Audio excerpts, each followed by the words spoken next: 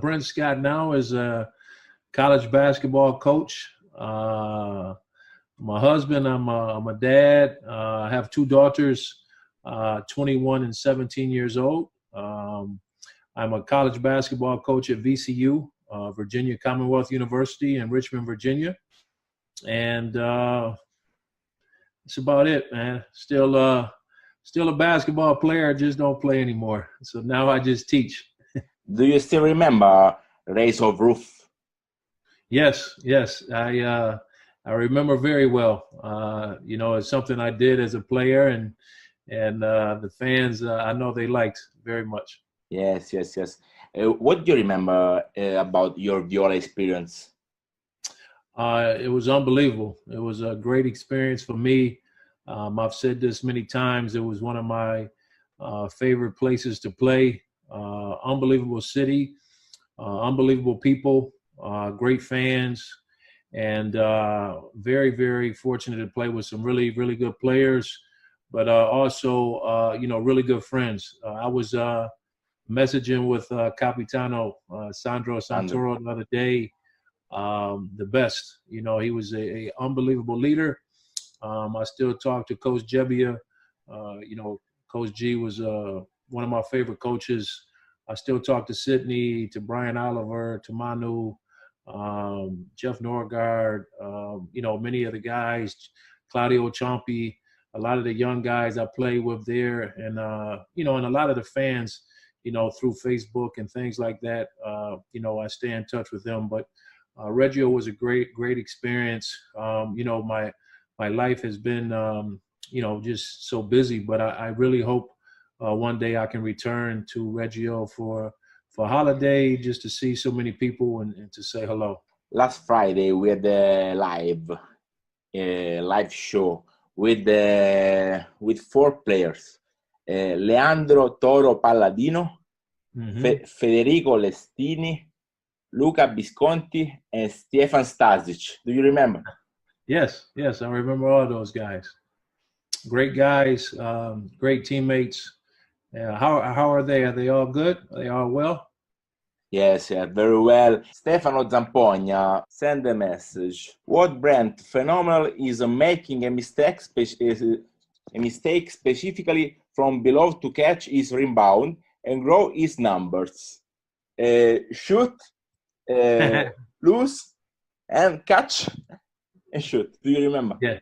Yes, I've had many people tell me that they like to say in America, I pad my stats, to get extra rebounds. So Yes. I say I have a knack for the ball, but yes, I've heard that many times that I pad my stats for sure. 98-99, Viola Reggio Calabria against Fila Biella. Do you remember this game against Nicola Minessi and a good team? Yes. Outstanding game, really good team. It was a lot of good games that year, but no, I remember that game. Great atmosphere. It was always fun. Putting on the orange and black. So, but many good games that year. But I definitely remember that was a great game for sure.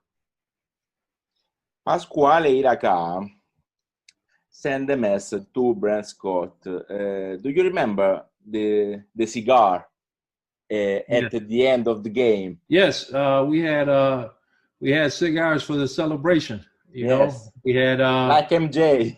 Yes, like MJ. We had confidence that we were going to win, and so we said, let's have cigars so we can all celebrate together. And I still have a photo with all of us in the locker room smoking cigars. I know, and I insert stickers because Brent is in a smile condition. Yes, I appreciate that. Yes. Have you seen The Last Dance? What do you think? It was great. For me, it was that's from my era. To once again watch. I think it was great for the younger generation, possibly to see Michael Jordan, to see the Bulls, Dennis Rodman, Scottie Pippen, Phil Jackson. It was interesting to go behind the curtain a little bit, to see, how Mike operated. But no, I enjoyed it. For me, anytime you can go back and watch the history of basketball, especially great teams, great players, I thought it was really good, and especially during this time of the pandemic all over the world, it was a nice to get away, just to have something to look forward to. Brent Scott played in the NBA games with Indiana Pacers in 96, 97, maybe. Yes. What do you remember? Is there Reggie Miller? Yeah. For me, I started my career in Europe. I played in Greece for 2 years in Larissa, and then I came to Fort Lee. Played with Stefano Atrulia and a bunch of young guys that played for Phil Melillo. So that was my first time in Italy. And then the next year I made it to the NBA. For me, it was a blessing. It was the dream. You dream as a player to go to the highest level. And that was the highest level, to play with Indiana, play for Larry Brown, a Hall of Fame coach, Reggie Miller, the Davis boys, Jalen Rose, Mark Jackson, Rick Smits. And then, the Duncan Dutchman. The Duncan Dutchman. I got to see the Bulls, 4 times. I didn't play a ton, but it was a great experience for me. I was very blessed and very fortunate to make it to the NBA. So I got to see some great players, and the guys with the Pacers, like a guy like Reggie Miller. He was an unbelievable nice guy. Really treated me well, to everybody. So no, it was a fun experience. Gaetano Gebbia, Coach G, has discovered many talents: Sconocchini, Ginobili, Delfino, Montecchia, tracked down Ben Wallace for 3 games. What do you think about this coach? It's a phenomenon. My favorite coach. For me, he's a unbelievable person. He's a great man. I love him. He was very good to me. We had a great relationship on and off the floor. And like I said, I still talk to him to this day. Great coach, great mind. He did a really good job the 1 year with Manu, with Brian, with myself. There's a lot of guys, a lot of personalities.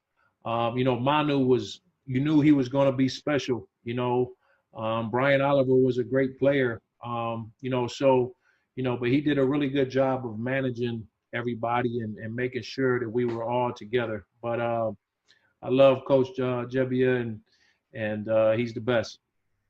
I remember Brian Oliver in Lethal Weapon 3 with Brent Scott and Kenny Anderson in Georgia Tech. In this room, there is a photo, there is a picture with Brent Scott and Brian Oliver with a couple, a fire couple. Yeah, I remember. I have that photo. I think they were, I don't know, we're the Men in Black or what we were, but no, it was, but for me, I knew Brian before I got a chance to play with him from when he was at Georgia Tech. Great player, but he was an unbelievable person, great friend, great teammate, was never afraid of the big moment. And, he's a guy that I still stay in touch with to today. But no, that was, once again, it was just a great time, man. It was a lot of fun. We had fun on the floor. We had fun off the floor. But yes, that was a cool photo. What do you think about the NBA today? It's definitely a different game than when I played. A lot of young talent. It's amazing some of the things guys can do. I definitely think, as a guy that played in Europe as long as I did, I think there's European influence because nowadays you see the 5 men. There's not traditional 5 men like me. Now everybody shoots threes, everybody dribbles the ball. It's a lot more spacing. I think because of the FIBA and the European basketball style, I think it's had an effect on the NBA. But it's exciting basketball. I miss it. I'm a big Lakers fan, so I was hoping that we missed Kobe. Rest in peace to him. But I was hoping with LeBron this year and Davis, we could hopefully win a championship. So hopefully we'll see if it comes back. But it's definitely a different game. But it's so many talented guys, so many young guys, and it's exciting basketball to watch. It's a magical thing. Kobe Bryant played in Reggio Calabria in 86, 87 because Jelly Bean Joe played here in Standard Viola Reggio Calabria. And Manu Ginobili played here in 1998 and 99. A magical history. Unbelievable. Who would ever think those two guys would be in Reggio Calabria? Kobe, one of the best players to ever play from, Philadelphia.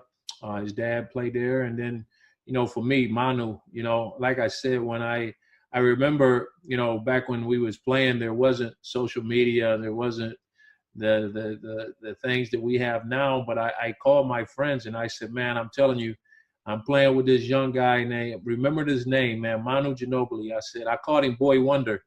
I said, man, this kid you go see him one day. And I remember when he came to the NBA and, he finally made it. And then the next thing you know, man, he's an all-star. And, the thing I love about Manu, though, is, I don't talk to him a ton, but, that we still stay in touch, that, the career that he had, he's still an unbelievable guy. He's still a humble person. His head never got too big. He's a superstar, but he's still, whenever I reach out, we still talk, and I'm so happy for him and the career he had. Are you surprised for his career, Manu Ginobili's career? No, he was special. I remember playing against Paul Gasol when he was 17 years old, when I played for Real Madrid and he was with Barcelona. I knew, he had a chance. Manu, I knew he had a chance. Delfino, when I saw Ricky Rubio when he was a little kid, when I was playing in Juventud Badalona, Rudy, it's just different guys I played with along the way that I knew just had they had the potential. The thing about Manu was he was so talented, but he also worked so hard, and he was, for a young guy, he was very disciplined. And he was on a mission. So that's why I always felt he would make it, and I thought he would have a chance to be really good because he had the physical God-given talent, but he also had a very hard work ethic, and he was just a great person. So I knew, and he was tough, you know what I'm saying? He was a tough guy. So, and he wasn't never afraid. That's one trait that you have. You have a lot of guys that are good players, but at the end of the game, he always wanted the ball. And, he, like Kobe, he would miss sometimes, but he would never be afraid to go do it again. So I'm not surprised. And like I said before, I'm super happy for him. He's a great guy, and I like to see great things happen to great people. Do you remember Pasquale Favano? Yes, I do. Yes. I remember everybody. I say this, and I said it early on. I mean, I mean it when I say it. I mean, I love Reggio. I love Reggio Calabria. I love Viola.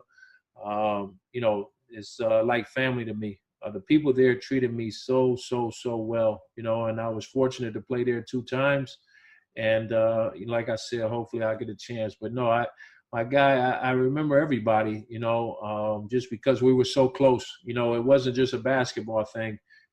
We spent time away from the floor as well. Last year, come back in Reggio, J.J. Eubanks, another American player, played after your team.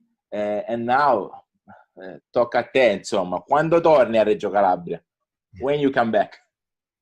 Well, I was planning to hopefully come soon.